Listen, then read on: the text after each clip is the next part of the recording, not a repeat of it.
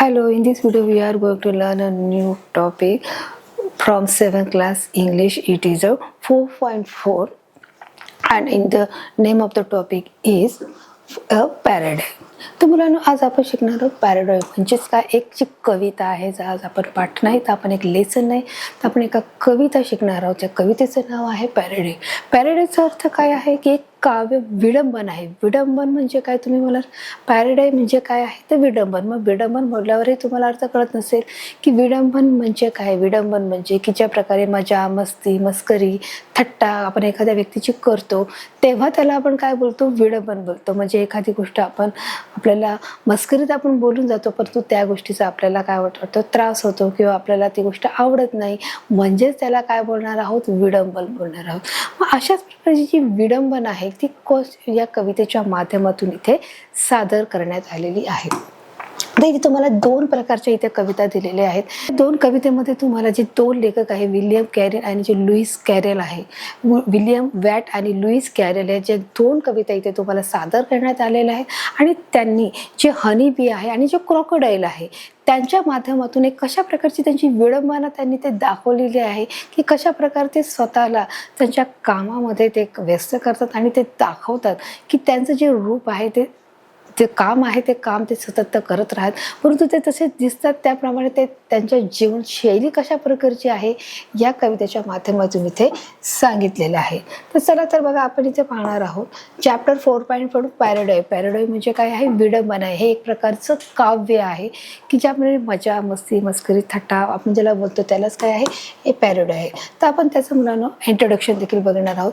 Paradigm is a playful म्हणजे हे एक प्रकारे चंचल आणि हास्यात्मक किंवा विनोदी काय आहे एक प्रकारची ही एक काव्य कथा आहे. म्हणजे प्लेफुल अँड कॉमिक इमिटेशन म्हणजे काय विनोदी कथन आहे हे. आणि याच्यामध्ये दाखवले गेलेले बघा in this poem the poet is writing about bee and crocodile की या पोएममध्ये त्यांनी हनी बी म्हणजे जे मधमाशी आहे आणि जो आपला मगर आहे त्याच्या संबंधीची लिहिलेली फनी वे आहे की एखाद्या अतिशय मजेदार पद्धतीने त्यांनी ही गोष्ट इथे काव्य सादर केलेलं आहे. कोणी केलेलं आहे लेखकाने. तर poet write how busy the bee is gathering honey and all day की जे इथे जो कवी आहे तो सांगत आहे की जी मधमाशी आहे ती किती व्यस्त आहे आणि ती कशा प्रकारे जो मध आहे गोळा करण्यामध्ये ती व्यस्त आहे. हनी ऑल डे संपूर्ण दिवस. How she builds her cell and neatly spread her wax आणि कशा प्रकारे ती तिचं मध तयार करते बनवते आणि ती सर्व जे वॅक्स आहे ते मध आहे ती कशा प्रकारे पसरवते. But also write about the crocodile and is shining tail. पण त्याच्याच बरोबर जो आपला जो क्रोकोडाईल आहे जो मगर आहे त्याच्याबद्दलची देखील माहिती दिली की तो कशा प्रकारे जो आपली टेल आहे टेल म्हणजे जो शेपटी आहे तो देखील काय करत आहे शाईन करत आहे प्रकाशत आहे. How he pour water on it shining tail and cheerful greens and how he welcome to the little fisher in smiling joy. आणि कशा प्रकारे तो आपलं जे नदीचं पाणी ते आपल्या अंगावरती उडवतो आणि आपल्या ज्या शेपटीला तो चमकदार करतो आणि आपले दात तो काय करतो विचकवतो हसून दाखवतो आणि जे छोटे मासे आहेत त्यांना हसून त्यांना आतमध्ये त्याच्या जबड्यामध्ये येण्यासाठी तो काय करत आहे आमंत्रण देत आहे. तर चला तर म्हणून आपण ही कविता आपण बघणार आहोत. या कवितेमध्ये नेमकं काय आहे ही कविता कोणत्या प्रकारची आहे ते देखील आपण समजून घेण्याचा प्रयत्न करूया. आता आपण जी कविता आहे ती प्रथम आपण वाचून घेणार आहोत आणि वाचल्यानंतर आपण त्या कवितेचं एक्सप्लेनेशन करणार आहोत. इथे दिलं आहे एक्सप्लेनेशन आहे. आपण कविता वाचणार आहोत. बघा इथे जी कविता दिली आहे बघा दिली आपण परत वाचणार आहोत. How do the little busy bee improve each shining hour and gather honey all the day from every opening flower. पुढे आपण जाऊया. How skilful she build her cell. How neat she spread her wax and labour hard to store it well with the sweet food she make. How does the little crocodile improve the shining tail and pour the water of the Nile on every golden scale? How cheerfully he seemed to grin, how neatly spread his claw and welcome little fishes with gently smiling jaw. नाही का. आता इथे तुम्हाला लक्षात आलं असेल की इथे आपल्याला दोन प्रकारच्या ज्या कविता आहेत त्या इथे एक सांगितलेल्या, एक दोन प्रकारचे जी विडंबन कवी आहे, कविता आहे, त्या इथे सादर केलेल्या आहेत मुलांनो. त्याचप्रमाणे जे आयझॅक वॅट आहे त्यांनी ही जी पहिली कविता जी सादर केलेली आहे बघा, जी मधमाशीची आहे, त्याच्या संदर्भात त्यांनी सांगितलेलं आहे की जी मधमाशी आहे, मधमाशी सर्वांना माहीतच आहे मुलांना, जे हनी बी आहे, हनी सगळ्यांना आवडतंच आहे की नाही, की तुम्ही जे बटरला लावून खाता, किंवा तुम्ही ज्या ब्रेड आहे त्याला लावून खाता, पोळी आहे त्याला लावून खाता, किंवा तुम्ही नुसतं देखील खाता. हनी हे आपल्या शरीरासाठी चांगलं आहे आणि हे हनी परंतु मिळवण्यासाठी किती कष्ट करावे लागतात.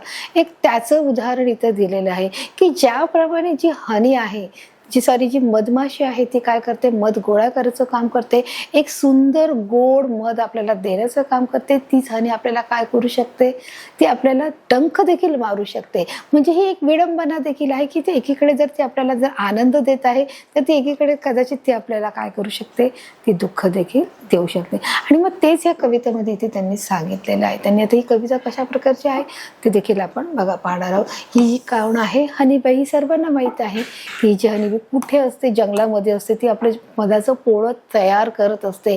प्रत्येक फुलामधून ती काय करत असते, जो रस आहे तो काढून आणून ती आपल्या पोळ्यामध्ये ती भरत असते. तिचं हे सततचं काम आहे. मग तिला हे काम कोणी सांगितलं आहे का, तर नाही, हे नॅचरल आहे, बरोबर.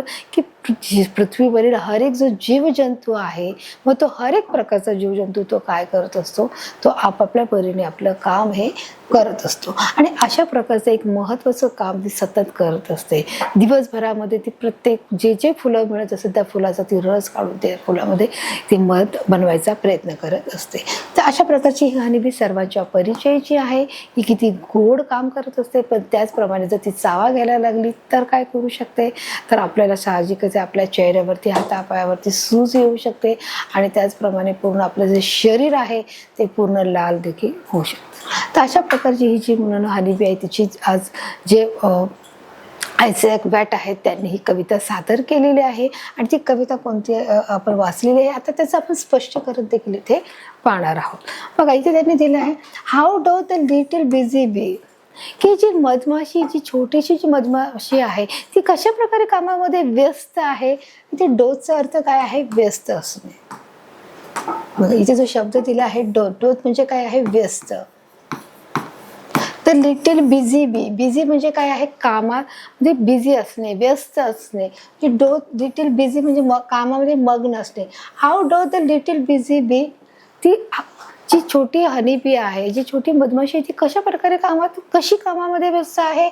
इम्प्रूव्ह इज शायनिंग हवर, ती तिचा प्रत्येक जो त्रास आहे तो काय करत आहे, ती इम्प्रूव्ह करत आहे, ती वाढ करत आहे. कशी करत आहे, शायनिंग, प्रकाशाने ती वाढवत आहे. की तिचा जो प्रत्येक येणारा जो तो तास आहे ती काय करत आहे, त्याच्यामध्ये इम्प्रूव्हमेंट करत आहे. की तिथे अधिक आणि अधिक बेटर काम करण्याचं ती काय करत आहे, प्रयत्न करत आहे. इम्प्रूव्ह म्हणजे काय करणे, वाढ होणे आहे. इच शायनिंग हवर, इच शायनिंग म्हणजे प्रत्येक जो तास आहे, इच हवर म्हणजे प्रत्येक जो तास आहे तो अधिक ना अधिक ती जास्त इम्प्रूव्ह करायचा, वाढ करायचा ती प्रयत्न करत असते. And gather honey all the day, आणि ती सर्व संपूर्ण दिवसभर ती काय करत असते, मध गोळा करण्याचं काम करत असते. गॅदर म्हणजे काय करणे आहे, गोळा करणे आहे. गॅदरचा अर्थ काय आहे, गोळा करणे. हनी म्हणजे काय आहे, मध आहे, हे माहीतच आहे. All the day, all the day म्हणजे काय, संपूर्ण दिवस ती काय करत आहे, मध गोळा करायचं काम करते. आणि फ्रॉम एव्हरी ओपनिंग फ्लॉवर, की जे प्रत्येक फुलाकडून ती काय करत असते, मध घेण्याचं जे काम करते. फ्रॉम म्हणजे काय दिले, फ्रॉम म्हणजे कडून, कुठून, एव्हरी ओपनिंग फ्लॉवर, जे फ्लॉवर ओपन आहे, जे फुलं कशी आहेत, उमललेली आहेत, बहरलेली आहेत, त्या सर्व फुलाकडून ती काय करत आहे, ते सर्व मध गोळा करायचं काम करत आहे. इथपर्यंत मुलांना याचा अर्थ कळाला. बघा अशा प्रकारे बघा ही जी हनी आहे ही बघा ही काय करत आहे, जे प्रत्येक उमललेलं फुल आहे त्या फुलावरती ती काय करत आहे, बसत आहे आणि त्याच्यातलं जे मध काढण्याचं काम, जो रस आहे तो शोषून घेण्याचं हे काम करत आहे. अर्थ अगदी सोपा आहे, काहीच कळण्यासारखं कठीण नाही आहे. बघा पुन्हा एकदा पाहिजे तर मी सांगते. How do the little busy bee, की ही छोटीशी मधमाशी ही कशी कामामध्ये व्यस्त आहे. इम्प्रूव्ह इज शायनिंग हवर, म्हणजे काय की ती आपला जो प्रत्येक तास आहे ते अधिक शाईन करत आहे, चमकदार करत आहे. ते आपलं काम अधिक चांगलं करण्याचा ती प्रयत्न करत आहे. And gather honey all the day, आणि संपूर्ण दिवस तिचे काय करत आहे, मध गोळा करायचं काम करत आहे. From the every opening flower, जे सर्व फुलं ओपन आहे, जे सर्व फुलं कशी आहेत, ओपन आहे. जे कळी असते ते फूल असतं का, मग जेव्हा ती पॅक बंद असतं, जे फूल बंद असतं त्याला आपण काय बोलतो, कळी बोलतो. परंतु जेव्हा फुलं फुलतात, जे बहरतात, मग त्याला आपण काय बोलणार आहोत, फूल बोलत आहोत. म्हणजे सर्व फुलं ओपन आहे, जे उघडी आहे, जे ओपन आहेत, त्या सर्व फुलामधून ती काय करत आहे, ती मध गोळा करायचं काम करत आहे. कोणत्या फुलाकडून, जे फुलं ओपन आहेत. तर अशा प्रकारे जे हनी बी आहे याचं जे पहिलं कडवं आहे ते इथे आपण क्लिअर केलेलं आहे. आता आपण दुसऱ्या कडव्याकडे बघा पाहणार आहोत. आता बघा, मग अशा प्रकारे बघा तिने ते फुलामधून जो मध आणलेला आहे, जो रस आणलेला आहे, आणि अशा प्रकारचं छान छान सुंदर सुंदर जे मध आहे ते तयार झालेलं आहे. आणि असं जे मध आहे ते तुम्हाला खायला नक्कीच आवडेल ना मुलांना. तर अशा प्रकारचं बघा जी हनी आहे ती किती कष्टाचं आणि मेहनतीचं काम करत आहे, आणि किती सुंदर असं आपल्याला एक खाद्य ती देत आहे. मग हे खाद्य हे सर्वात प्रथम कुठे असतं, एखाद्या उंच झाडावरती, जंगलामध्ये, ते कोणी त्याला स्पर्श करू नये अशा ठिकाणी, किती बुद्धी चातुर्याने ही हनी बी एवढी छोटी असली तरी पण कोणी आपल्या मधाच्या पोळ्याला हात लावू नये या दृष्टिकोनातून ते एका उंच झाडाच्या भागाला ती काय करत असते, मधाचं पोळं हे तयार करत असते, की जे मध साठवण्याचं एक काम करत असते. ठीक आहे. तर आता आपण पुढे जाऊ. आपलं दुसरं कडवं आहे. How skilfully she wood her cell, किती खरंच किती कौशल्यपूर्वक ते आपलं काम करत आहे, ते आपले स्किलने, की जे मधाचं जे पोळं जे तयार करायचं काम आहे. How she skilful she wood her cell, wood म्हणजे तयार करणे, बांधणे, की ही जी आपली मधमाशी आहे ती किती कौशल्यपूर्वक ते आपलं काम करत आहे किंवा बांधण्याचं काम करत आहे. How neat she spread her wax, आणि ती कशा प्रकारे ती आपल्या बॉडीतून निघणारे जे वॅक्स आहे, जे त्याचं जे बॉडीतून निघणारा जो रस आहे, ती कशा प्रकारे स्प्रेड करत आहे. स्प्रेडचा अर्थ काय आहे, पसरवणे आहे. बघा नीट, हाऊ नीट म्हणजे किती छान प्रकारे शी स्प्रेड हर वॅक्स, ती पसरवण्याचं ती काम सगळ्या ठिकाणी ती करत आहे, की ज्या ठिकाणी फुलातून जो रस ओढून घेणे आणि पुन्हा त्या मधाच्या पोळ्यात जाऊन ते जे पसरवायचं जे काम आहे ते किती छान प्रकारे करत आहे. And labour hard to store it well, आणि कशा प्रकारे ती एक कष्टदायक जे काम करत आहेत. अँड लेबरचा अर्थ काय आहे, कष्ट करणे. And labour hard to store it well, आणि कशा प्रकारे ते कष्ट करून ते पूर्ण स्टोअर करायचा, भरून टाकण्याचा ते प्रयत्न करत आहे. With the sweet food she make, आणि अशा प्रकारे ते एक सुंदरचं असे छान असं गोड असं ती काय करत आहे, फूड तयार करत आहे. एक पदार्थ, ती सुंदर गोड असा पदार्थ ती तयार करत आहे. कळालंय मुलांना तुम्हाला याचा अर्थ. बघा पुन्हा एकदा आपण पाहणार. How skilful she wood her cell, किती सुंदररित्या कौशल्यपूर्वकरित्या ती आपलं काय करत आहे, सेल बनवण्याचा प्रयत्न करत आहे. म्हणजे ती तिचं जे घोसला आहे किंवा आपण म्हणू शकतो जे पोळा आहे ते बनवण्याचा ती प्रयत्न करत आहे. How neat she spread her wax, आणि किती छान पद्धतीने ती काय करत आहे, ते आपले जे वॅक्स आहे ते पसरवण्याचं ते काम देखील करत आहे. And labour hard to store it well, आणि किती कष्ट करून ती सर्व काय करत आहेत, ते भरण्याचं देखील ते काम करत आहे. To store at well, store at well म्हणजे ती काय करत आहे, ते सगळं जतन करून ठेवत आहे किंवा ते स्टोअर करत आहेत, ते सगळं भरण्याचं काम करत आहे. With the sweet food she make, आणि कशा प्रकारे ती काय करत आहे, ते एक सुंदरसं ते एक खाद्यपदार्थ ती तयार करत आहे की नाही. तर अशा प्रकारे जी हनी बी आहे, जी मधमाशी आहे, ती काय करत आहे, फुलांमधला रस काढून आपल्या पोळामध्ये ती काय करत आहे, मध बनवण्याचं हे एक सुंदरचं काम करत आहे. की फुलाच्या रसापासून देखील एक छान प्रकारचा मध हा तयार होत आहे, की हा मध जो आहे मुलांनो, की हा एक नैसर्गिकरित्या तयार केलेला आहे, की त्याच्यामध्ये कोणत्याही प्रकारची रासायनिक प्रक्रिया आपल्याला आढळत नाही. की आत्ता हल्ली काही मार्केटमध्ये काही कृत्रिम पद्धतीने देखील मध तयार केलं जातं, परंतु जे नॅचरल पद्धतीचं मध आहे त्याच्यामध्ये एक विशिष्ट प्रकारचा गोडवा आहे. जे आता ज्या प्रकारामध्ये केले जातात तर त्याच्यामध्ये काही प्रमाणामध्ये साखर किंवा गूळ टाकून एक हनी बनवलं जातं, परंतु जे नॅचरल आहे त्याची जी टेस्ट आहे ही फार वेगळ्या प्रकारची आहे. आणि त्याच्यामुळे मुलांनो हे जे काम आहे की जे नॅचरल जो हनी आहे तो मिळवून देण्याचं काम कोण करत आहे? मधमाशी करते. आणि म्हणून आपण म्हणलो की जी मधमाशी जी दिसायला ती काय आपल्यासाठी जितकं छान सुंदर आणि गोड ही जर मध आपल्याला देऊ शकते, तर तीच मधमाशी आपल्याला जर वेळ प्रसंगी आपण तिच्या जवळ आलो किंवा आपण तिला नुकसान पोहोचवते, तिच्या मधाच्या पोळ्याला नुकसान पोहोचवते, तर ती काय करू शकते? साहजिकच ती आपल्याला डंख देखील मारू शकते. आणि त्याच्यामुळेच मग आपण काय करू शकतो? आपल्याला त्रास होऊ शकतो. म्हणजे ही एक विडंबना आहे की जर एकीकडे ती आपल्याला काय देत आहे? आपल्याला छान गोष्ट देत आहे किंवा आपल्याला एक चांगला गोड असा पदार्थ देखील तयार करून देत आहे, तर एकीकडे ती आपल्याला काय करत आहे? तर ती आपल्याला हानी देखील पोहोचवू शकत आहे. तर अशा प्रकारची ही विडंबना जे आपले लेखक जे कवी आहेत मुलांना, तर जॅक्सन वॅट आहेत, आयझॅक वॅट आहेत, त्यांनी ही कविता इथे त्यांचं छोटंसं एक मनोगत आहे जे काव्य आहे त्यांनी इथे सादर केलेलं आपल्याला दिसत आहे. चला तर आपण आता दुसरी कविता पाहणार आहोत, जी झाली हनी बीची. आता आपण पाहणार आहोत एक दुसऱ्या प्रकारची जी विडंबना आहे त्या कवितेकडे आपण लक्ष देणार आहोत. आता बघा ह्या चित्रामध्ये तुम्हाला काय दिसत आहे की जी दुसरी कविता आहे ही कविता लुईस कॅरल यांची आहे, की यांनी देखील एक प्रकारचे काव्यात्मक विडंबन इथे सादर केलेलं आहे, की याच्यातून कोणतं मॉरल आपल्याला मिळते ते आपण शेवटी पाहणार आहोत. आधी आपण कविता समजून घेणार आहोत. बघा इथे दोन प्रकारचे क्रॉकोडाईल इथे दिसत आहे. सॉरी, एक जो क्रॉकोडाईल आहे आणि हा कोण आहे? ते बेडूक आहे. आता यांचं नेमकं काय आहे संभाषण आपण बघा पाहणार आहोत. हाऊ डू द लिटिल क्रॉकोडाईल, की हाऊ डू द लिटिल क्रॉकोडाईल, की हा जो छोटा जो क्रॉकोडाईल हा कशा प्रकारे व्यस्त आहे. इम्प्रूव्ह हिज शायनिंग टेल, कशामध्ये? तो आपली जी शेपटी आहे तो चमकदार करण्यासाठी तो काय करत आहे? व्यस्त आहे. बघा डोजचा अर्थ काय आहे? व्यस्त. लिटिल क्रॉकोडाईल म्हणजे छोटा, काय आहे? मगर आहे. क्रॉकोडाईलचा अर्थ काय आहे? मगर आहे. Improve his shining tail, tail म्हणजे काय? शेपटी आहे. इम्प्रूव्ह म्हणजे काय करणे? अधिक चांगल्या गोष्ट करणे किंवा अधिक चांगल्या गोष्टी आपल्याची वाढ करणे. ही शायनिंग, शायनिंग म्हणजे चमकदार. शायनिंगचा अर्थ काय आहे? चमकदार. And pour the water of the Nile and pour the water of the Nile, की नाईल नदीचं पाणी तो काय करत आहे? ओतत आहे. कशावर ओतत आहे? त्याच्या टेलवर, शेपटीवर. ऑन एव्हरी गोल्डन स्केल, आणि त्याच्या शरीरावर असलेले जे खवले आहेत बघा, आता हे अशा प्रकारचे हे खवले तुम्हाला दिसत आहेत, की त्या खवल्यावर तो नाईल नदीचं पाणी टाकून तो आपल्या खवल्यांना काय करत आहे? अधिक चमकदार करत आहे. ही शायनिंग टेल. कळाला याचा अर्थ मुलांनो? ह्याच्या कडव्याचा अर्थ बघा, लुईस कॅरलने जो कविता जी सादर केलेली आहे त्यांचं म्हणणं आहे, हाऊ डू द लिटिल क्रॉकोडाईल, की हा जो छोटा क्रॉकोडाईल कशा प्रकारे कामात व्यस्त आहे.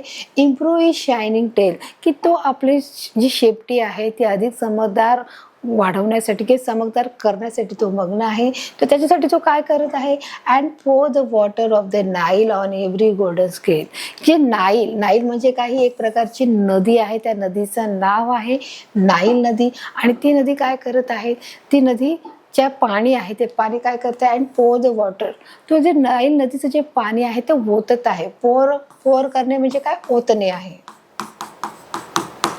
नाईल नदीचं पाणी तो शरीरावर आपल्या ओतत आहे. कशासाठी? ऑन एव्हरी गोल्डन स्केल, जे आपले प्रत्येक जे त्याचे जे शरीरावर जे खवले आहेत, हे जे सर्व खवले दिसत आहेत त्या सर्व खवल्यावरती ते गोल्डन स्केल, की जे सोनेरी कलरचे जे खवले आहेत ते सर्व सोनेरी कलरच्या खवल्यांवर तो काय करत आहेत?